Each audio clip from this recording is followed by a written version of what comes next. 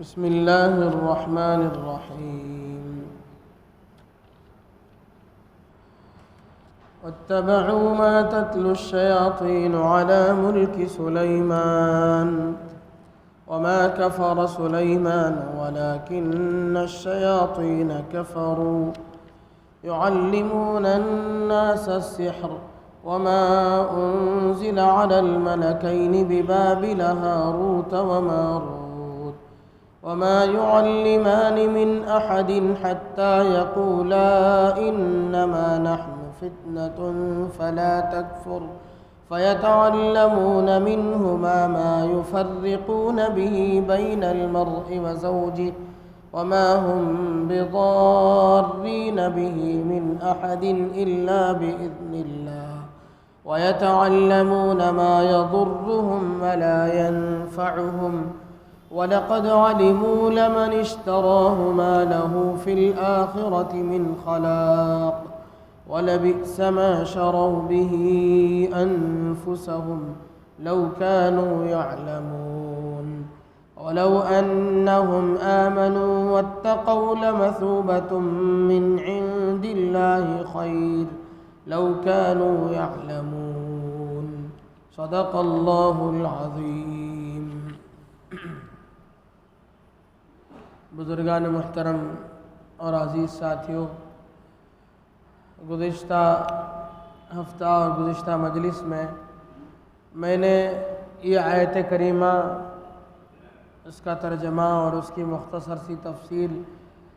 آپ حضرات کے سامنے پیش کی ہے، اور گزشتہ مجلس میں یہ بتلایا گیا تھا کہ سحر سے متعلق کچھ ضروری وضاحتیں آپ کے سامنے پیش کی جائیں گی۔ سحر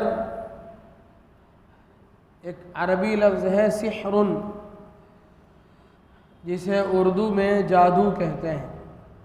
گزشتہ رمضان میں بھی جب اس سے متعلق آیت آئی تھی تو میں نے تفصیل کے ساتھ آپ حضرات کے سامنے، زیادہ تفصیل کا موقع نہیں تھا اس وقت،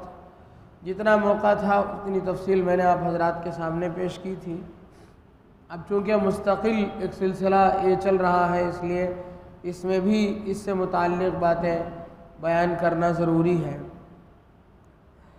سحر کہتے ہیں لغت میں ہر ایسے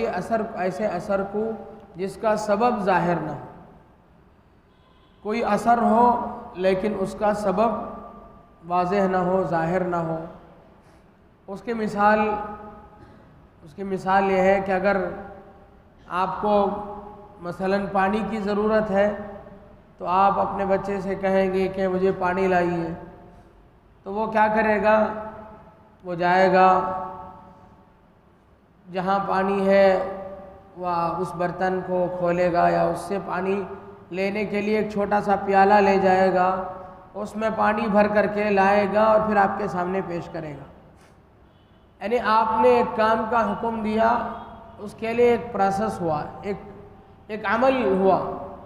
اس کے بعد وہ کام وجود میں آئے گا، آپ کے سامنے پانی پیش کیا جائے گا۔ اگر آپ نے پانی مانگا، اس کے بعد کوئی کام نہیں ہوا، یا کام ہوتا ہوا نظر نہیں آیا، اچانک سے آپ کے سامنے پانی پیش ہو گیا، تو یہ ہے سحر۔ یعنی ایسا کام جس کا سبب ظاہر نہ ہو،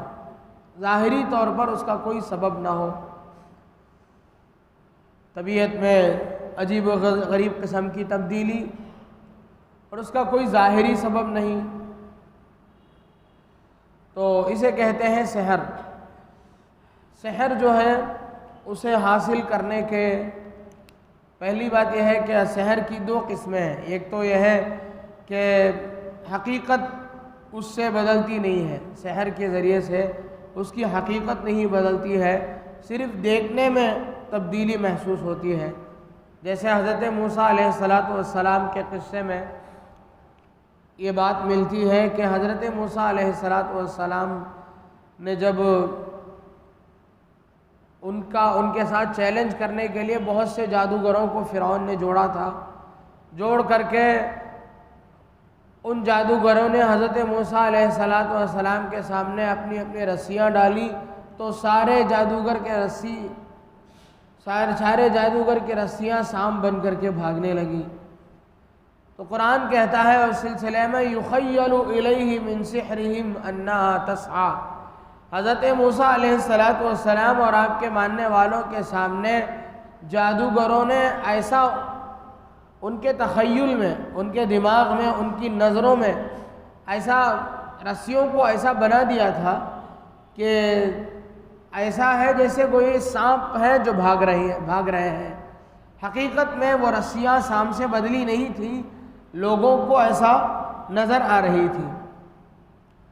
تو اسے کہتے ہیں نظر بندی۔ اس کے لیے کوئی ضروری نہیں ہے کہ جادو ہی کیا جائے، بعض لوگ ایسا مشق کر کے ایسے ٹرکس استعمال کرتے ہیں، جیسے سرکس وغیرہ میں آپ لوگوں نے دیکھا ہے کہ ایسے شعبدے دکھاتے ہیں، مشق کرنے کے ذریعے سے ایسے کام کرتے ہیں جس سے عقلیں حیران رہ جاتی ہیں۔ وہ ان کے پاس ٹرکس ہوتا ہے، کچھ نہیں ہوتا، حقیقت نہیں ہوتی ہے۔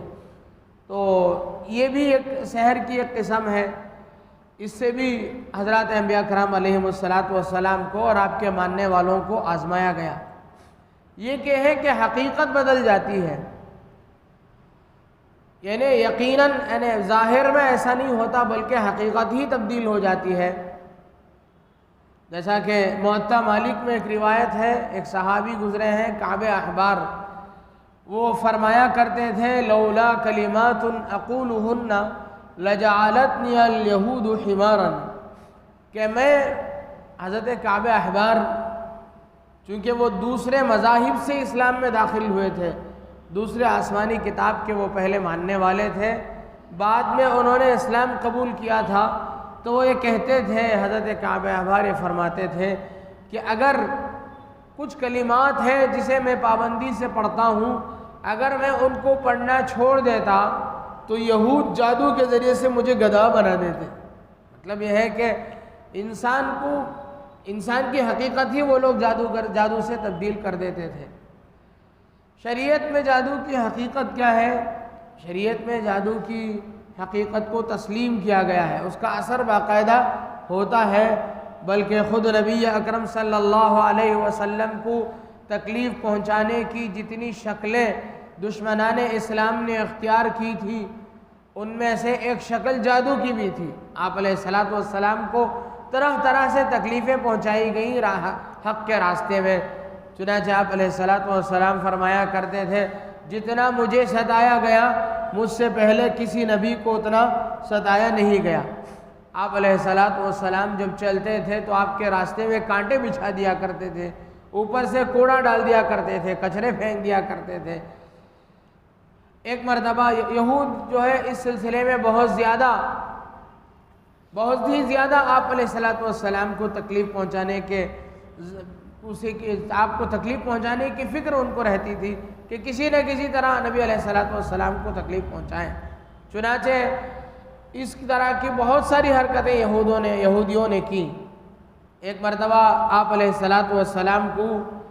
بکری کی ران کھلائی گئی، جس میں بکری کا گوشت کھلایا گیا جس میں زہر ملا ہوا تھا۔ اسی طرح آپ علیہ السلام کو ایک جگہ لے گئے مشورے کے بہانے سے، اپنے لوگوں سے کچھ کہلوانے کے بہانے سے دیوار کو ٹیک لگا کر کے آپ علیہ السلام کو بٹھایا گیا اور ایک آدمی کو اوپر بھیج دیا گیا، پیچھے جو عمارت تھی اس کے اوپر سے ایک آدمی کو اس کے اوپر بھیجا گیا کہ چکی کا جو پارٹ ہے وہ اوپر سے آپ علیہ السلام کے اوپر ڈال دے تاکہ آپ العیاذ باللہ ختم ہو جائیں۔ لیکن نبی علیہ السلام کو اللہ تبارک و تعالیٰ نے وحی کے ذریعے سے بتلا دیا تھا کہ آپ کے ساتھ یہ سازش ہو رہی ہے، چنانچہ آپ علیہ السلام اس جگہ سے چلے آئے۔ تو اسی طرح کا واقعہ آپ علیہ السلام کے ساتھ جادو کے ذریعے سے بھی آپ کو ستایا گیا۔ چنانچہ آپ علیہ السلام کے پاس ایک بچہ کام کرتا تھا، آپ کی خدمت کرتا تھا، غالباً یہودیت سے اس کا بھی تعلق تھا۔ تو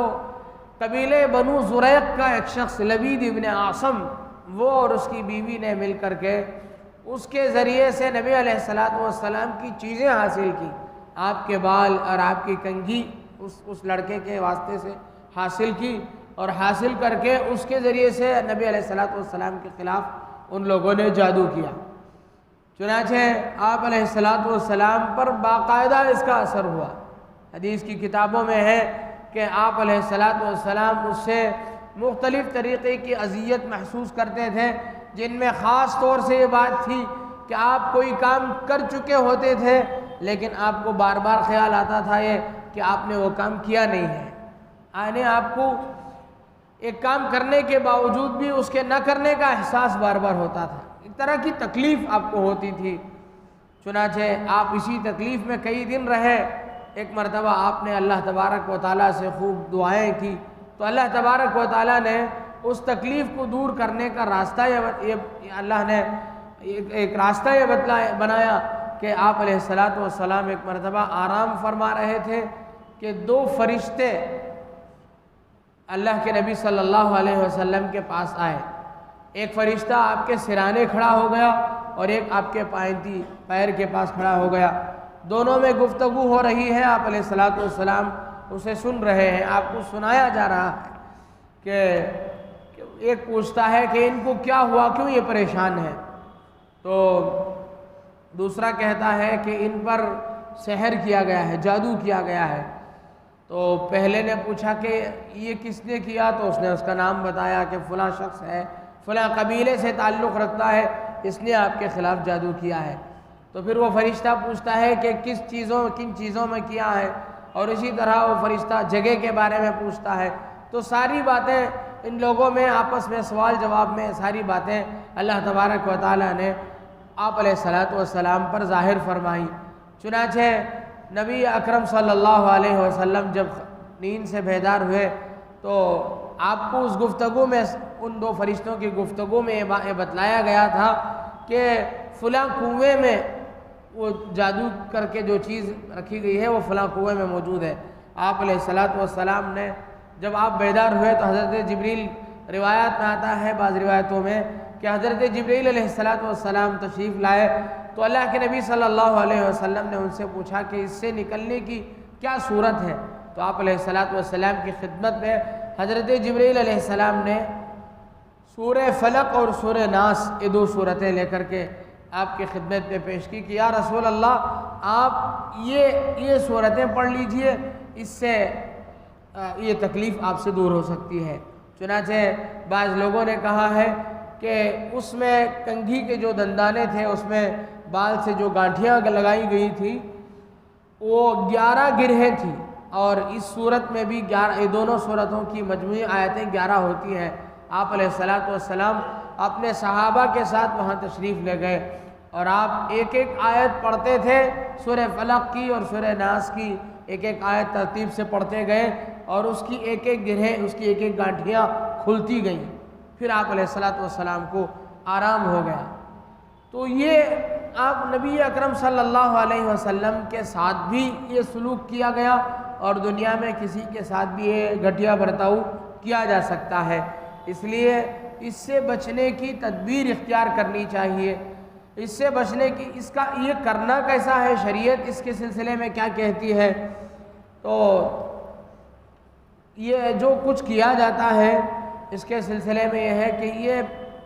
شیطان کی مدد سے کیا جاتا ہے، اور کفریہ کلمات شیطان سحر کرنے والے سے کہلواتے ہیں، اور اس طرح بہت سے کفریہ کام کرواتے ہیں۔ مثلا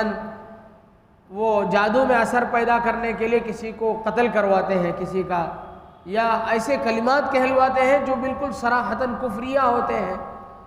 تو اس واسطے سے گویا کہ وہ جادو کا کرنا گویا کفر ہوا۔ جادو کرنا، کسی کو جادو کے ذریعے سے تکلیف پہنچانا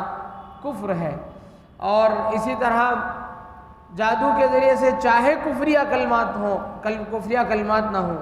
اچھے کلمات ہی کہلا کر کے بھی کسی کو تکلیف پہنچانے کے غرض سے جادو کرتا ہے تو وہ جادو بھی حرام ہے، اس لیے کہ کسی مسلمان کو تکلیف پہنچانا حرام ہے، ایذاء المسلم جو ہے حرام ہے۔ اس سے بچنے کی تدبیر کیا ہے، اس سے ہم کیسے بچیں، اپنے آپ کو کیسے بچائیں؟ یہی صورت ہے اللہ کے نبی صلی اللہ علیہ وسلم پر جو صورت نازل ہوئی۔ نبی اکرم صلی اللہ علیہ وسلم نے سورہ فلق، اور اس سے پہلے آپ علیہ السلام دوسرے کلمات بھی پڑھتے تھے۔ حدیث کے ذخیرے میں بہت سارے ورد بھی وارد ہے، جیسے اعوذ بکلمات اللہ التامات کلہا من شر ما خلق بسم اللہ الذی لا یضر مع اسمہ شیء فی الارض ولا فی السماء وهو السمیع العلیم۔ اور وہ جو روایت ہے کعب احبار کی، اس میں بھی کچھ اور الفاظ وارد ہوئے ہیں، لیکن سب سے بہتر یہ ہے کہ آپ سورہ فلق اور سورہ ناس جو اسی موقع سے نازل ہوئی ہے اس کا اہتمام کریں۔ اور بھی بعض لوگوں نے احادیث کے ذخیرے سے اور بھی بعض لوگوں نے بہت ساری چیزیں بتلائی ہیں، جیسے حدیث میں یہ بھی ہے کہ عجوا کھجور کا استعمال کرنا سحر کے اثرات کو زائل کرتا ہے۔ عجوا کھجور کا استعمال، خاص مقدار میں عجوا کھجور کا استعمال کرنا۔ اسی طرح عقیدے کا ہمارا پختہ ہونا، سب سے پہلی بات یہ ہے کہ ہمارا عقیدہ، ہمارا یقین پختہ ہو کہ جادو اسی وقت اثر کر سکتا ہے جب کہ اللہ تبارک و تعالی چاہے، جیسا کہ اس سے یہ جو آیت ہے اس میں بھی بتلایا گیا کہ وَمَا هُمْ بِضَارِّينَ بِهِ مِنْ أَحَدٍ إِلَّا بِإِذْنِ اللَّهِ، کوئی جادو کے ذریعے سے کسی کو تکلیف ہرگز نہیں پہنچا سکتا، اگر پہنچانا ہے تو اسے اللہ کی مشیت ضروری ہے، اللہ کا ارادہ ضروری ہے۔ اگر اللہ تبارک و تعالیٰ چاہیں گے تو جادو میں تاثیر ہو سکتی ہے، ورنہ نہیں ہو سکتی ہے۔ اس پر ہمیں یقین ہونا چاہیے، ہمارا یقین پختہ ہوگا، ہم اللہ پر بھروسہ مکمل رکھیں گے، انشاءاللہ یہ سب چیزیں ہمارے لیے کچھ نہیں ہوں گی۔ تدبیر کے طور پر ہم یہ جو چیزیں بتلائی گئی ہیں اس کا ہم استعمال کر سکتے ہیں، اور اسی طرح مسنون دعاؤں کا استعمال کرنا، اور اسی طرح مسنون دعاؤں کا اہتمام کرنے کے ساتھ ساتھ عام طور سے جن لوگوں کو شیطانی اثر ہو یا جادو کا اثر ہو، جو کچھ ہوتا ہے وہ ناپاکی کی حالت میں ہوتا ہے، اس لیے جب بھی غسل کی حاجت ہو غسل فوراً کر لینا چاہیے، اس میں زیادہ دیر نہیں لگانا چاہیے، یعنی جنابت کی حالت میں زیادہ وقت گزارنا اچھی بات نہیں ہے۔ عام طور سے شیطانی اثرات جو انسان پر ہوتے ہیں وہ ایسے ہی موقع سے ہوتے ہیں، اس لیے اس سے بچنے کی کوشش کرنا ہے، اور جلد از جلد ہمیں پاک ہو جانے کی کوشش کرنے کی ضرورت ہے۔ اسی طرح پاک صاف رہنا ہے، اچھے پاکیزہ کپڑے پہننا، میلے کچیلے کپڑوں سے اپنے آپ کو دور رکھنا ہے، اچھے دھلے ہوئے کپڑوں میں ہمیں رہنا ہے، اور اسی طرح سر میں کپڑا ہو اور پیر میں جوتا ہو، ٹوپی ہو۔ آپ استنجا وغیرہ میں جائیں، استنجا خانے کے لیے جائیں تو اللہ کے نبی صلی اللہ علیہ وسلم کی تعلیمات یہ ہے کہ آدمی استنجا خانے میں جائے تو جلد از جلد باہر آنے کی کوشش کریں۔ نبی اکرم صلی اللہ علیہ وسلم نے حدیث پاک میں فرمایا ان هذه الحشوش محتضرۃ، کہ یہ جو استنجا خانے ہیں یہ شیطان کے رہنے کی جگہ ہیں، یہاں شیطانی اثرات رہتے ہیں، اس لیے جب بھی جاؤ جیسے ضرورت پوری ہو جائے فوراً واپس چلے آؤ، وہاں بیٹھے رہنا، وہاں وہم میں بیٹھے رہنا کہ ابھی ضرورت پوری ہوئی یا نہیں، یا دیر لگانا، اس سے بہت ساری خرابیاں پیدا ہوتی ہیں۔ اس میں ایک خرابی یہ بھی ہے کہ شیطانی اثرات آدمی پر داخل ہو جاتے ہیں، اس لیے اس سے بچنے کی کوشش کرنا، اور جب بھی جائے سر پہ کپڑا ہو، سر ڈھانکے ہوئے ہو، اور پیر میں چپل پہن کر کے جائیں، اس کے بغیر نہ جائیں، اور باوضو اگر ہم رہنے کا اہتمام کر لیں تو یہ ساری چیزوں سے انشاءاللہ ہماری حفاظت ہو سکتی ہے۔ تو یہ کچھ چیزیں ہیں جن کا اگر ہم لحاظ کر لیں گے تو انشاءاللہ ثم انشاءاللہ ہماری یہ شیطانی اور دیگر اثرات سے ہماری حفاظت ہو سکتی ہے۔ لیکن یہ عام طور سے یہ چیزیں وہمی ہوتی ہیں، ہم لوگوں کو وہم ہو جاتا ہے، چھوٹی چھوٹی باتوں میں ہم سمجھتے ہیں کہ فلاں ہمارا دشمن ہے، اس کی طرف سے یہ حرکت ہوئی ہوگی، اس چکر میں پڑنے کی ضرورت نہیں ہے۔ آج اس زمانے میں، آج کے دور میں جہاں ہر طرح کی چیزوں میں تاثیر کم ہو گئی ہے، اسی طرح جادو کرنے والے بھی اتنے اچھے نہیں رہے، اب اتنے اچھے کوالٹی کے جادوگر بھی نہیں رہے، سب لوگوں سے پیسہ لینے کے لیے سب کر رہے ہیں، جادوگر بھی ہوں، عامل بھی ہوں، جو بھی ہوں، اتنے پرانے زمانے کے جتنے تھے اتنے اچھے نہیں ہیں، اس لیے آپ پر جادو کرنے کے لیے اسے اچھا خاصا خرچ کرنا پڑے گا، بہت زیادہ اسے کوششیں کرنی پڑے گی۔ چھوٹی چھوٹی باتوں میں ہم وہم میں مبتلا ہونے کی ضرورت نہیں ہے۔ مصنون دعاؤں کا اہتمام کرنا۔ دعائے انس ایک دعا ہے، آپ چاہیں تو حدیث کی کتابوں میں مل سکتی ہیں۔ اسی طرح حضرت شیخ زکریا رحمۃ اللہ علیہ نے اپنے گھر والوں میں ایک معمول بنائے رکھا تھا، آپ کے گھر والوں میں معمول تھا